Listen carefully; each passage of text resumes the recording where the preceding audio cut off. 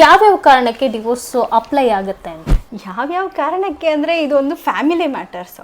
So ಇಲ್ಲಿ ಗಂಡ ಹೆಂಡತಿಯ ಮಿಸ್ಅಂಡರ್ಸ್ಟ್ಯಾಂಡಿಂಗು, ಅವರವರಲ್ಲಿ ಇರೋವಂಥ ಪ್ರಾಬ್ಲಮ್ಸ್ಗಳಿಗೆ ಅವರು ಡಿವರ್ಸಿಗೆ ಬರ್ತಾರೆ. ಒಂದು ಇಲ್ಲ ಡೆಸರ್ಷನಿಂದನೂ ಕೂಡ ಡಿವರ್ಸಿಗೆ ಹಾಕ್ಬೋದು. ಒಂದೊಂದು ಡೆಸರ್ಷನ್ ಅಂತ ಹೇಳಿದ್ರೆ ತುಂಬ ವರ್ಷಗಳಿಂದ ಗಂಡ ಹೆಂಡತಿ ದೂರ ಇದ್ದಂಥ ಪಕ್ಷದಲ್ಲಿ ಅವರು ಡಿವರ್ಸಿಗೆ ಹೋಗ್ಬೋದಾಗಿದೆ. ಸೆಕೆಂಡ್ ಒನ್ನು ಕ್ರುಯಾಲಿಟಿ, ಅಥವಾ ಹೆಂಡತಿ ಗಂಡನ ಮೇಲೆ ಅಥವಾ ಗಂಡ ಹೆಂಡತಿ ಮೇಲೆ ತೋರಿಸುವಂಥ ದೌರ್ಜನ್ಯ ಆಗಿರ್ಬೋದು, ಕ್ರುಯಾಲಿಟಿ ಬೇಸಿಸ್ ಮೇಲೂ ಕೇಸ್ ಫೈಲ್ ಮಾಡ್ಬೋದು. ಇಲ್ಲ ಮ್ಯೂಚುವಲ್ 13B ಮ್ಯೂಚುವಲ್ ಆಗಿ ನಮ್ಮಿಬ್ರಿಗೂ ಯಾಕೋ ಸರಿ ಬರ್ತಾ ಇಲ್ಲ ಅಂತ ಹೇಳಿ ಮ್ಯೂಚುವಲ್ ಆಗಿ ಹೋಗಿ ಅವರು ಡಿವರ್ಸ್ನ ತಗೋಬೋದು. ಈಗ ಇತ್ತೀಚೆಗೆ ತುಂಬ ಹೆಸರು ಮಾಡಿದಂಥ ಚಂದನ್ ನಿವೇದಿತಾ ಅವರ ಮ್ಯೂಚುವಲ್ ಡಿವರ್ಸ್. ಸೊ ಹಾಗೆ ಮ್ಯೂಚುವಲ್ ಆಗಿ ನಮ್ಗೆ ಅಂಡರ್ಸ್ಟ್ಯಾಂಡಿಂಗ್ ಬರ್ತಾ ಇಲ್ಲ, ನಮ್ಗೆ ಸಂಸಾರ ಮಾಡಲಿಕ್ಕಾಗಲ್ಲ, ಸರಿ ನಾವು ಮ್ಯೂಚುವಲ್ ಆಗಿ ಡಿವರ್ಸ್ ತೊಗೊಳ್ಳೋಣ ಅಂತ ಹೇಳಿ ಮ್ಯೂಚುವಲ್ ಆಗು ಕೂಡ ಡಿವರ್ಸ್ ತಗೋಬಹುದು. ಮದುವೆ ಆಗಿ 1 ವರ್ಷನೂ ಆಗಿರಲ್ಲ, ಬಟ್ ಅವರು ಡಿವೋರ್ಸ್ಗೆ ಅಪ್ಲೈ ಮಾಡ್ತಿದ್ದಾರೆ ಇತ್ತೀಚಿನ ದಿನಗಳಲ್ಲಿ. ಅವ್ರಿಗೆ ಡಿವೋರ್ಸ್ ಅಪ್ಲೈ ಮಾಡ್ಬೋದಾ? ಆ ಥರ ಕಾನೂನು ಇದೆಯಾ ಅಂತ?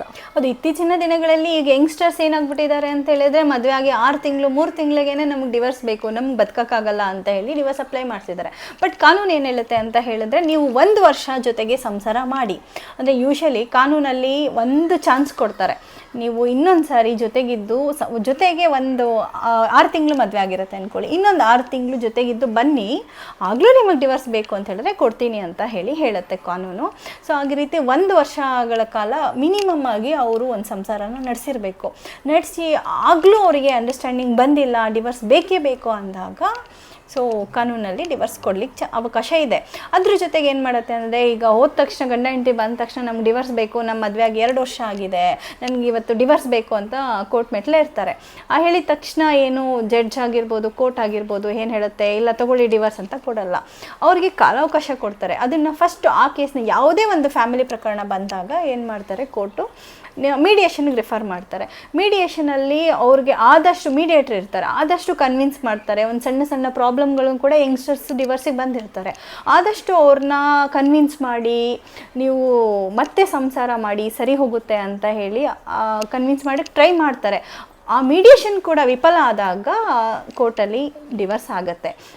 ಆದರೆ ಕೋರ್ಟ್ ಯಾವಾಗಲೂ ಚಾನ್ಸ್ ಕೊಡುತ್ತೆ, ಮತ್ತೊಂದು ಸರಿ ಯೋಚನೆ ಮಾಡಿ. ಅದರಲ್ಲೂ ಕೂಡ ನಾವು ಪೇಪರಲ್ಲಿ ಅಥವಾ ಟಿ ವಿನಲ್ಲಿ ನೋಡ್ತಾ ಇರ್ತೀವಿ, ಗಂಡ ಗೊಟ್ರಕ್ಕೆ ಹೊಡೆದ ತಕ್ಷಣ ಡಿವೋರ್ಸ್ ಆಗೋಯ್ತು, ಗಂಡ ಗೊಟ್ರಕ್ಕೆ ಹೊಡೆದ್ರೇ ಡಿವೋರ್ಸ್ಗೆ ಅಪ್ಲೈ ಮಾಡಿ ಡಿವೋರ್ಸ್ ತೊಗೊಂಡ್ಬಿಟ್ರು, ಸಿಲ್ಲಿ ಕಾರಣಕ್ಕೂ ಡಿವೋರ್ಸ್ ಕೊಡ್ತಿದ್ದಾರೆ ಅಂತ. ನಾನು ಇವಾಗ ಹೇಳಿದೆ, ನಿಜವಾಗ್ಲೂ ಕೂಡ ಈ ಒಂದು ಸಿಲ್ಲಿಗೂ ಕೂಡ ಡಿವೋರ್ಸ್ ಸಿಗುತ್ತಾ? ಹೇಳದ್ನಲ್ಲ, ಈಗ ಏನು ಆಗ್ತಿದೆ ಅಂತ ಹೇಳಿದಾಗ, ಗಂಡ ಹೆಂಡತಿ ಇಬ್ಬರು ಬಂದು ನನಗೆ ಡಿವರ್ಸ್ ಬೇಕು ಅಂದಾಗ ಕಾನೂನು ಎಷ್ಟು ತಾನೇ ಅವರಿಗೆ ಕನ್ವಿನ್ಸ್ ಮಾಡ್ಲಿಕ್ಕೆ ಟ್ರೈ ಮಾಡ್ತಾರೆ.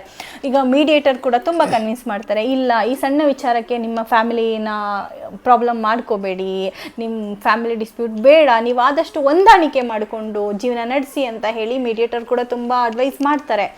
ಎಷ್ಟು ಆಗುತ್ತೋ ಕಾನೂನಲ್ಲಿ ಅಷ್ಟು ಸಪೋರ್ಟ್ ಮಾಡ್ತಾರೆ. ಆದರೂ ಇಲ್ಲ ಡಿವರ್ಸ್ ಬೇಕೇ ಬೇಕು ಅಂದಾಗ ಒಂದು ಸಣ್ಣ ಕಾರಣಕ್ಕೂ ಕೂಡ ಅವರು ಡಿವರ್ಸ್ ಮಾಡ್ಕೋತಾರೆ.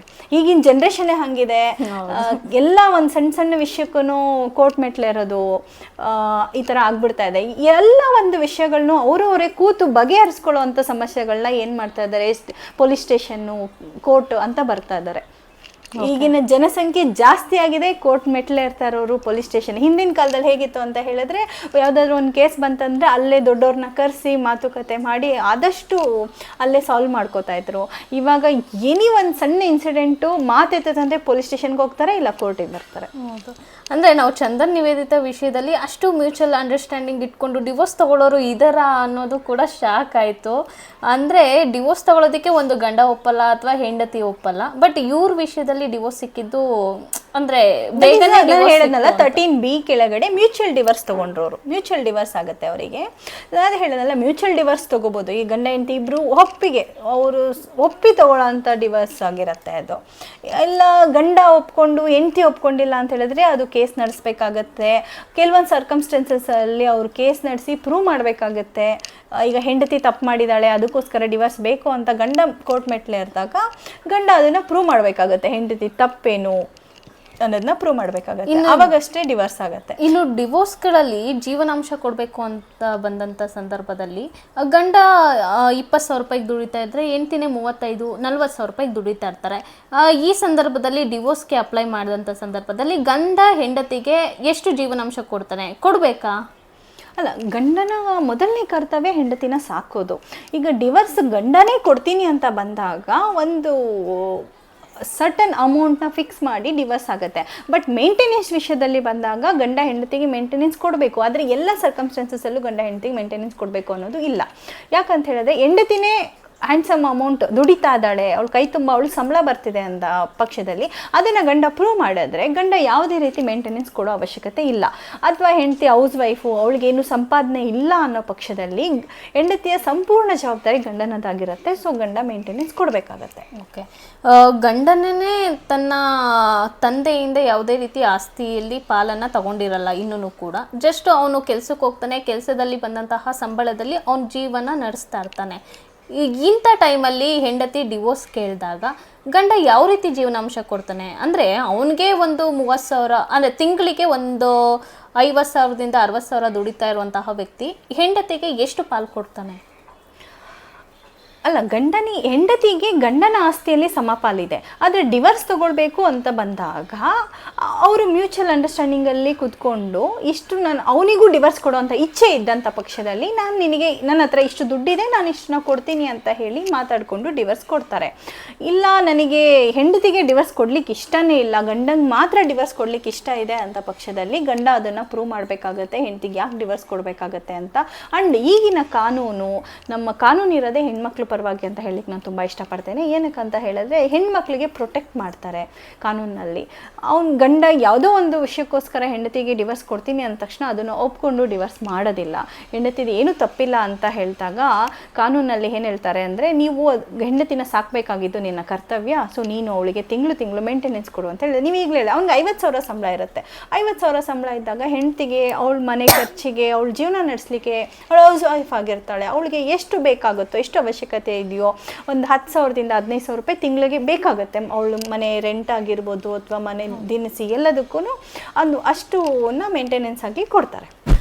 ಇನ್ನು ಲಿವಿಂಗ್ ರಿಲೇಷನ್ಶಿಪ್ಪಲ್ಲಿ ಇತ್ತೀಚಿನ ದಿನಗಳಲ್ಲಿ ತುಂಬ ಜನ ಇದ್ದಾರೆ. ಬಟ್ ಏನೋ ಪ್ರೆಗ್ನೆಂಟ್ ಆದ್ಲು ಹೆಣ್ಮಗು ಅನ್ನೋಂಥ ಸಂದರ್ಭದಲ್ಲಿ ಅವರು ಮದುವೆನೇ ಆಗಿಲ್ಲ. ಯಾವ ರೀತಿ ಇದರಲ್ಲಿ ಆ ಒಂದು ಹೆಣ್ಮಗಳಿಗೆ ಇವನು ಜೀವನಾಂಶ ಕೊಡ್ತಾನೆ ಆ ಥರ ಏನಾದರೂ ಇಂಥ ಕೇಸ್ಗಳಲ್ಲಿ ಯಾವ ರೀತಿ ಕಾನೂನು ಅಪ್ಲೈ ಆಗುತ್ತೆ? ಹೌದು, ಆ ಮಗುವಿಗೆ ತಂದೆ ಆಸ್ತಿನಲ್ಲಿ ಈಕ್ವಲ್ ರೈಟ್ಸ್ ಇದೆ. ಮದುವೆ ಆಗಿರಲಿ ಅಥವಾ ಅನೈತಿಕ ಸಂಬಂಧದಿಂದ ಇರ್ಬೋದು ಅಥವಾ ಲಿವಿಂಗ್ ರಿಲೇಷನ್ಶಿಪ್ಪಿಂದ ಜನಿಸಿದ ಮಗುವಿಗೂ ಕೂಡ ತಂದೆ ಆಸ್ತಿನಲ್ಲಿ ಸಮಪಾಲಿದೆ. ಅವನು ಕಂಪ್ಲೀಟ್ ಆ ಮಗುವಿನ ಜವಾಬ್ದಾರಿ ತಂದೆಯದಾಗಿರುತ್ತೆ. ಮತ್ತು ಆ ಲಿವಿಂಗ್ ರಿಲೇಷನ್ಶಿಪ್ಪಲ್ಲಿ ಏನಾದರೂ ಅಗ್ರಿಮೆಂಟ್ ಆಗಿರುತ್ತೆ, ಈ ಮಗು ಆದರೆ ಇದು ಕಂಪ್ಲೀಟ್ ರೆಸ್ಪಾನ್ಸಿಬಿಲಿಟಿ ಯಾರು ತಗೋಬೇಕು ಅಂತ ಹೇಳಿ ಅಗ್ರಿಮೆಂಟ್ ಏನಾದರೂ ಮಾಡ್ಕೊಂಡಿದ್ರೆ ಅಗ್ರಿಮೆಂಟ್ ಪ್ರಕಾರ ಅದು ನಡೆಯುತ್ತೆ. ಅದರ್ವೈಸ್ ಆ ಮಗುವಿಗೆ ಎಲ್ಲ ಆಗು ಹೋಗುಗಳು, ಅದು ಎಜುಕೇಷನ್ ಆಗಿರ್ಬೋದು, ಅದು ಕಂಪ್ಲೀಟ್ ರೆಸ್ಪಾನ್ಸಿಬಿಲಿಟಿ ಪೇರೆಂಟ್ಸ್ದಾಗಿರುತ್ತೆ.